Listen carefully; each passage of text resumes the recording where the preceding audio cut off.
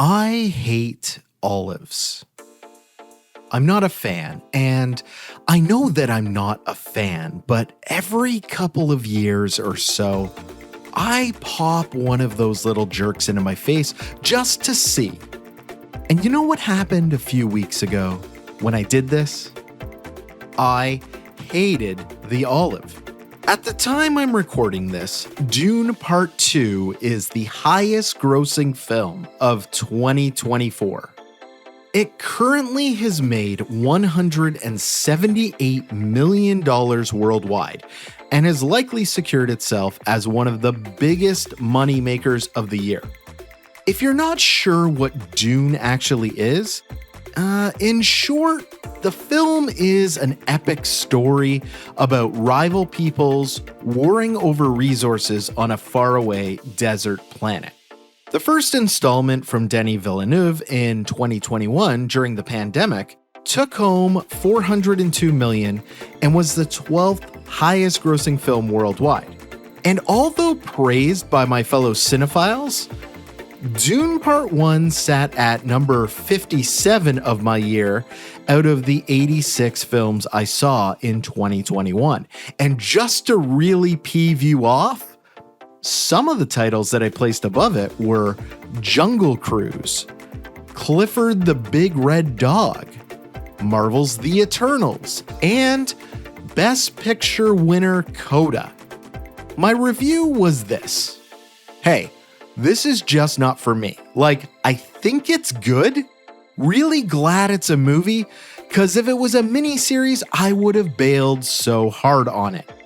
This is a bleak, emotionless void, and I'm just not about that at all. So I can appreciate it for its technical achievements, but it's clearly for an audience that I am not a part of. I still stand by this review, even though I looked forward to seeing the companion sequel. I believe that Dune Part 1 ends sort of where it should begin. Its finale shows us that we're close to caring about Timothy's Paul Atreides. So when it ended, I was like, okay, I'll see the sequel because I think it'll get better. And a part of my hesitation to fully dive into this world is that even when superheroes and dystopian films are running amok, there's still a stigma for my generation when it comes to science fantasy. The genre doesn't garner the same respect that so many others do. In fact, in 95 years, it could be argued that Everything Everywhere All at Once is the only science fantasy film to win Best Picture. That was only 2 years ago. And there's another reason. I grew up at a time where science and aliens and nerdy fantasy were for geeks. I didn't grow up in the world of High School Musical where we are all in this together. No, I'm of the John Hughes generation where I couldn't build an elephant lamp and got beat up by Mr. Bender between my classes. So sometimes, even as a grown man, I still find myself fighting that stigma. Even though I know the world has changed, and don't get me wrong, I do like these things, but it's hard for me to grow with the genre, especially when a story like Dune is so dense with politics and factions and colonization. And so I thought with the success of Dune Part 2, we could take a look at science fantasy that has become a staple in today's cinema landscape, but still comes with the stigma of, am I going to like this? Or is it an olive?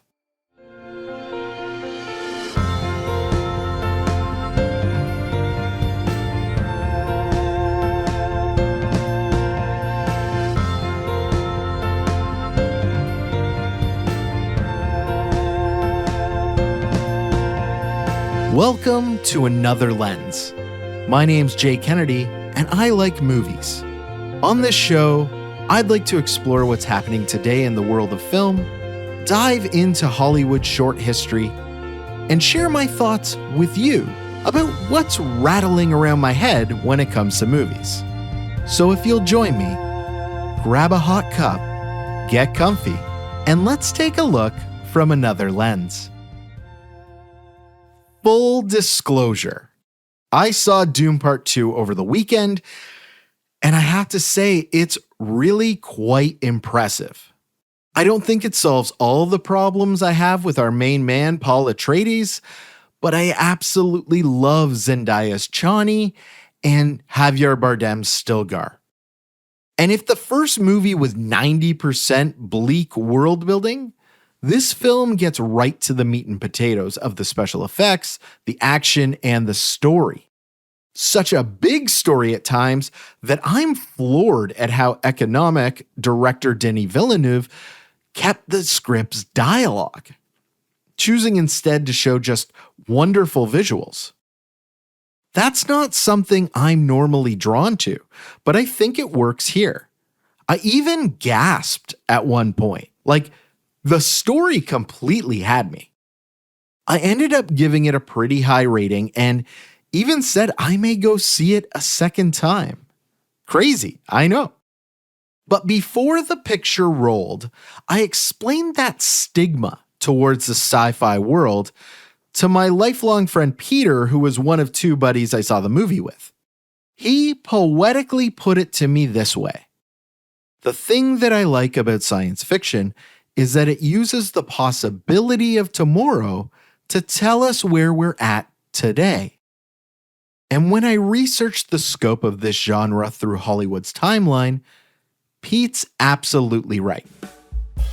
When we look back at the history of film, there is a pretty clear starting point to the science fantasy genre.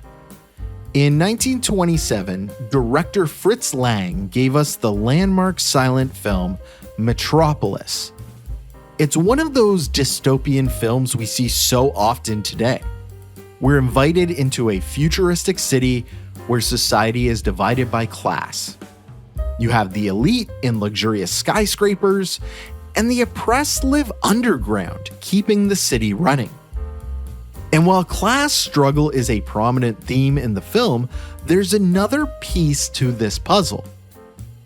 It's the inclusion of the Machine Man that transforms into the character Maria and incites the workers to rebellion. The film grapples with the consequences of unchecked technology and the dangers of relying too heavily on machines. Pretty on point today. These ongoing themes of class division and reliance on technology can still be seen in films like Elysium, Alita Battle Angel, and The Matrix. And for a silent film from 1927, the movie still looks pretty amazing. And it laid the foundation for this new genre of science fantasy, one that would be exploited in the 1930s with the rise of comic books. Let's skip over iconic characters like Superman and Batman. One of the early heroes of the genre was Flash Gordon. Created by Alex Raymond in 1934, Flash Gordon was a true pioneer of the genre, with space opera adventures and weird fantastic creatures.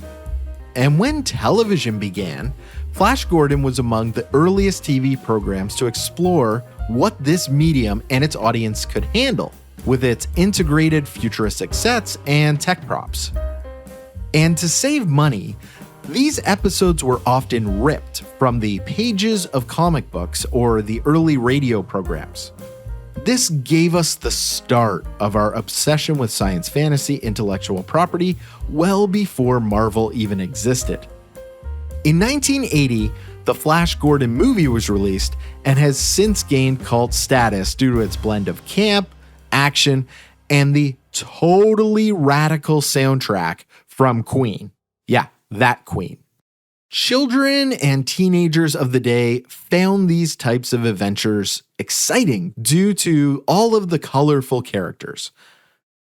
But the biggest surprise from publishers was that this sci-fi world building began to attract adult readers to the comics. These older fans appreciated the escapism and became regular fans of science fiction. In fact, science fantasy comic books were a source of entertainment to soldiers serving overseas during wartime.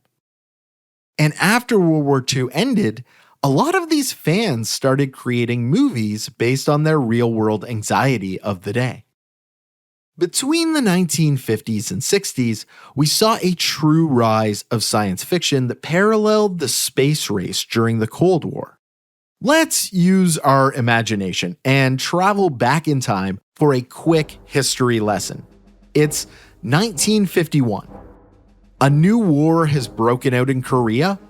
The Rosenbergs are two American citizens convicted of espionage for sharing atomic secrets with the Soviet Union. The European recovery program continues after the continent has been decimated by war. All Cold War tensions between two superpowers are escalating in an arms race. And even as Norman Rockwell paints propaganda for the world, you can clearly see that things are not that great. And so the film landscape of 1951 is blanketed with color-filled epics like Quo Vadis, Alice in Wonderland, The African Queen, and Best Picture winner, the musical An American in Paris. But right there, at number 13 of 1951's top grossing movies, earning $3.7 million, is a movie so filled with social commentary that it'll be remade again in 2008. And it'll continue to be relevant even today. The film was based on a 1940 short story called Farewell to the Master. Directed by Robert Wise, the picture explores themes of peace, humanity, and the dangers of nuclear weapons. It follows an alien named Klaatu who comes to deliver a message to the world. I came here to give you these facts. It is no concern of ours how you run your own planet. But if you threaten to extend your violence, this Earth of yours will be reduced to a burned-out cinder. Can you imagine in your world where you feel everything is falling apart?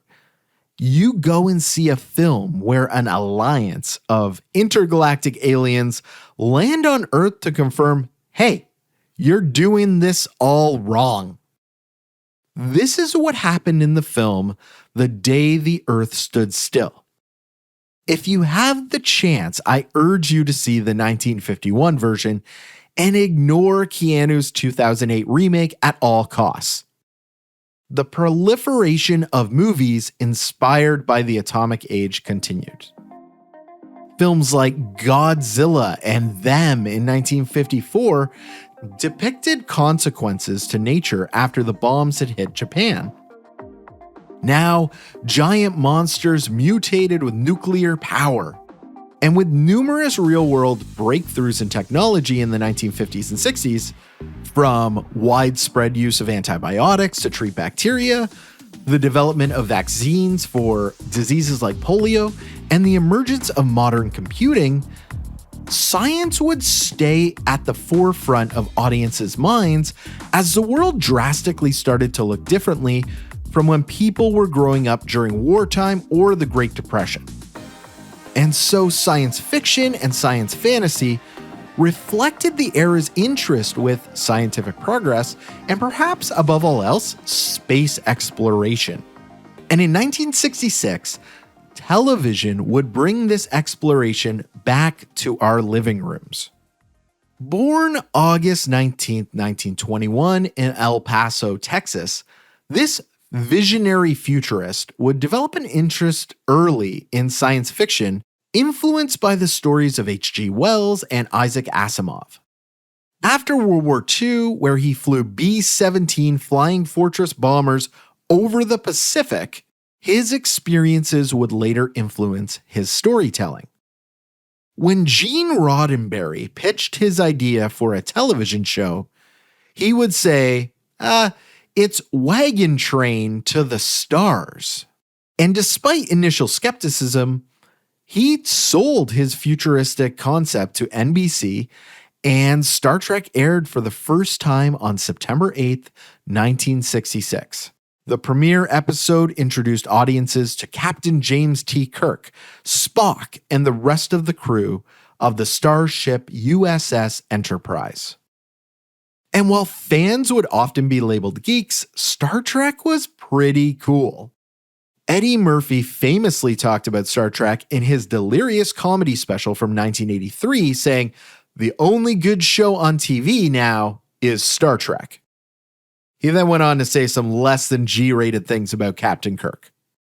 After its cancellation in 1968, the show ran on TV with reruns, plus a total of 11 spin-off series in the Star Trek universe, including 13 feature films. The franchise's message of hope, diversity, and exploration continue to resonate with audiences around the world today. Coincidentally or not, in 1966, the year that Star Trek began airing, an American author would win both the Hugo Award and the inaugural Nebula Award for Best Novel. These achievements were awarded to the critical and commercially successful book released the prior year, simply titled Dune, written by Frank Herbert. Now we're going to fast forward a few years to 1968. The director of Paths of Glory, Spartacus, Lolita, and Dr. Strangelove had already become a household name. Throughout Stanley Kubrick's life, he would be honored with an Academy Award nomination 13 times. But he would only win once, and it would be for visual effects. There were only 2 nominees that year, and the other was an espionage film called Ice Station Zebra, starring Rock Hudson.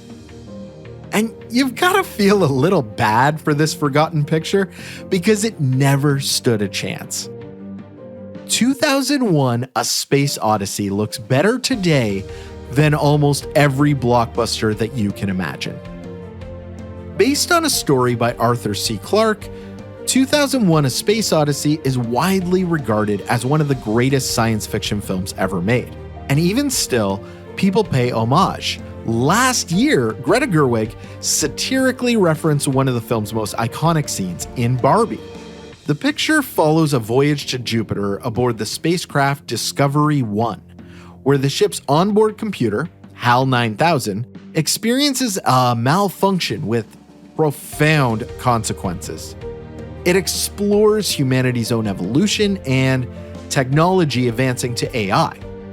The following year, Apollo 11 would land on the moon. Some conspiracy theorists have called the moon landing a hoax, adding that Kubrick was somehow involved in faking it. They point out that anomalies exist in the videos transmitted to Earth, such as the American flag's movement in the absence of wind.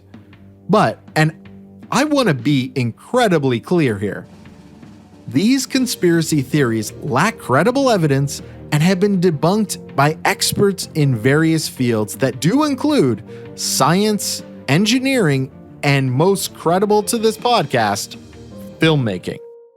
Remember how I said we would see filmmakers who loved serials like Flash Gordon in the 1930s?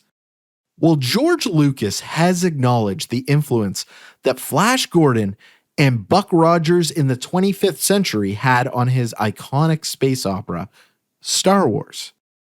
And we won't spend too much time here, but overall, Star Wars can be seen as a modern reinterpretation of these classic serials of the 1930s. They easily blend elements of science fiction, fantasy, and adventure into a story that captivates audiences today with feature films and series. But let's face it, you already knew about this, so let's move into the 80s where science fantasy really takes shape. So Star Wars continues to be busy racking up excitement with its sequels in the 1980s, and if you've been following this podcast, you'll know that E.T. the Extraterrestrial, another science fantasy film, was the highest grossing movie of the entire decade. But up until this time, we're really seeing a lot of space-based fantasy. That's going to change very soon, and the genre is going to get grounded very fast with 2 of the most profitable films of the decade. Originally envisioned as a film for himself and fellow Saturday Night Live cast member John Belushi, Dan Aykroyd's fascination with the paranormal led him to write a script titled Ghost Smashers, and it was about a futuristic team of ghost hunters traveling through time. But after Belushi sadly passed away in 1982, the script was reworked for a group of scientists who start a business in modern-day New York City. Harold Ramis and director Ivan Reitman were brought in to refine the story, where the three retreated to Martha's Vineyard to rewrite Aykroyd's script. Those weeks on Martha's Vineyard were two of the most fun weeks of my life, Reitman recalled. After the script was written and Bill Murray was brought on board, the newly titled Ghostbusters began production. Ernie Hudson would be brought in after Eddie Murphy passed on the role to play everyman Winston Zeddemore. Ghostbusters was a critical and commercial success when it released in 1984, racking up $229 million, a massive amount at that time. The comedy spawned a franchise that continues to endure today, with its latest installment, Ghostbusters Frozen Empire, arriving in theaters later this month. The film's blend of comedy, supernatural elements, and memorable characters cemented its place as a beloved classic of science fantasy. But Ghostbusters wasn't the only film at the time destined to have casting challenges. After several weeks of filming, Steven Spielberg was feeling uneasy that the main lead in his picture wasn't quite right for the comedic tone he was after. He confirmed with his director, and the pair made a bold decision to replace the lead. His replacement was so obvious that they knew they'd have to work around his television schedule. They'd shoot on set and add additional night scenes. It would add to the film's budget and extend its schedule, but come on, only Michael J. Fox could play Marty McFly in Robert Zemeckis' Back to the Future. Originally, the script featured a refrigerator as the time machine, but they changed this due to concerns that children would accidentally lock themselves into their fridges. And so it came to be that the iconic time-traveling DeLorean DMC-12 was chosen, and the rest is history. The visual effects were groundbreaking. Motion control, photography, miniatures, and rear projection were all employed to create the illusion of the DeLorean disappearing and reappearing in different time periods, scoring the team an Academy Award. The film took home $384 million worldwide and received 2 sequels. The Back to the Future trilogy is widely regarded as one of the greatest film series in the science fantasy genre. And the world now noticed that with great stories and likable characters, genre mattered less than it had before. No more were people saying, "Oh, I don't like that kind of movie." And filmmakers today, like James Gunn, would employ this type of likability into his Guardians of the Galaxy franchise. But PG audiences wouldn't be the only place we'd see this level of grounded science fantasy that was creating new franchises. James Cameron's The Terminator would release in 1984 with an R rating. A grounded robot killer chase movie with awesome action sequences would spawn a sequel in 1991, where this time, Arnold's Terminator got to play the hero. And while the film's visual effects are certainly on display, the action sequences are thrilling, and the interactions between John Connor and the Terminator bring more heart back into the story than its previous feature. And as he said, the Terminator would be back again and again and again. People would continue to be curious about the visual advancements in the 1990s, leading to more and more science fantasy blockbusters like Jurassic Park, Armageddon, and The Matrix. And each year of the 1990s saw bigger returns for the genre. And one man was finding his way into Hollywood blockbusters in this genre more and more every year. So much so that he started to think of himself as king of the summer blockbusters. His films don't miss. 20th Century Fox was pleased with the marketing of their upcoming summer movie. The film's teaser trailer had national landmarks across America being shadowed by something large above. Citizens panic as they look up. Fire spreads quickly between buildings along lanes of traffic. And then a massive beam drops out of what appears to be a large flying saucer above the White House. The symbol of the presidency explodes. The teaser generated widespread buzz and excitement for audiences, and Independence Day premiered on July 2nd, 1996. The film boasted a charismatic cast of Bill Pullman, Randy Quaid, Jeff Goldblum, and as Captain Stephen Hiller, the brave fighter pilot, Will Smith. The film solidified his status as a leading action star. The following year, Smith would star with Tommy Lee Jones in Men in Black, and finally he would end his action hero run of the 90s with Wild Wild West in 1999, which, if you ask me, is sort of a slap in the face. Will Smith would go on to star in other science fantasy films like I, Robot, Hancock, After Earth, and I Am Legend. But his films wouldn't have the same mainstream appeal again as they did in the 1990s. And then Star Wars returned with the prequels and The Phantom Menace at the end of the decade, solidifying science fiction's dominance at the box office with $925 million.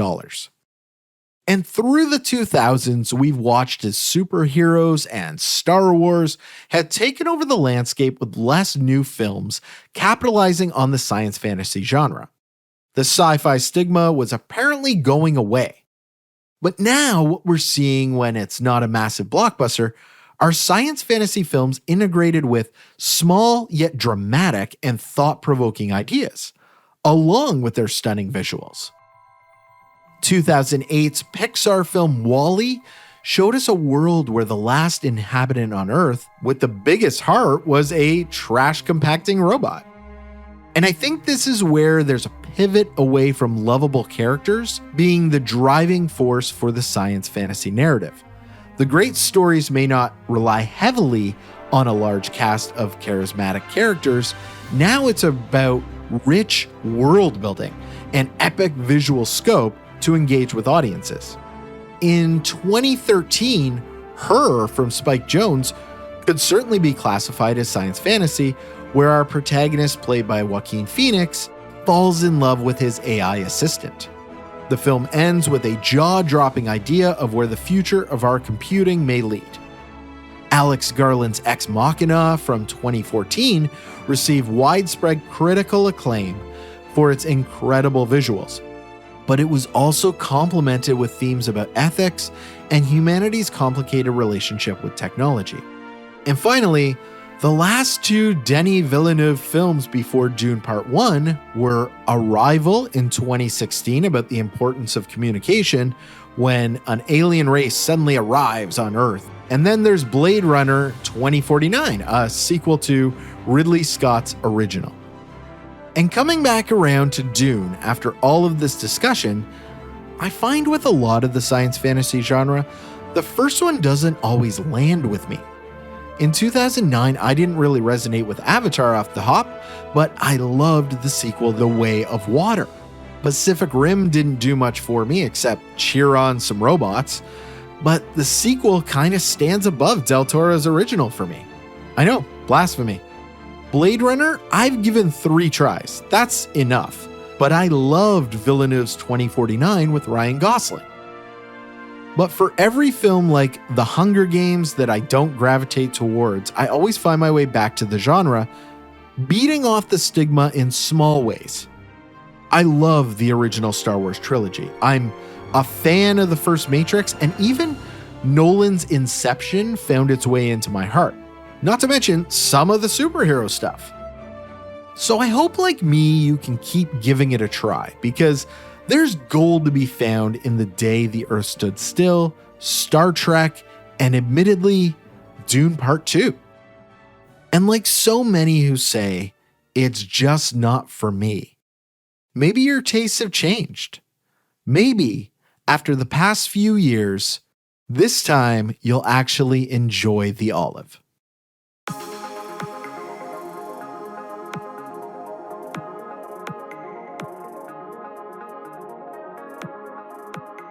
I really appreciate you sticking through to the end.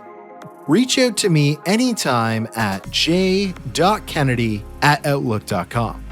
Another Lens can be found on TikTok, Instagram, Facebook, and YouTube. Now, the show we share together can be shared with your friends too. So please let them know all about it. New episodes are available weekly, so if you haven't yet, be sure to subscribe for the next one. I'm Jay Kennedy, and you've been listening to Another Lens.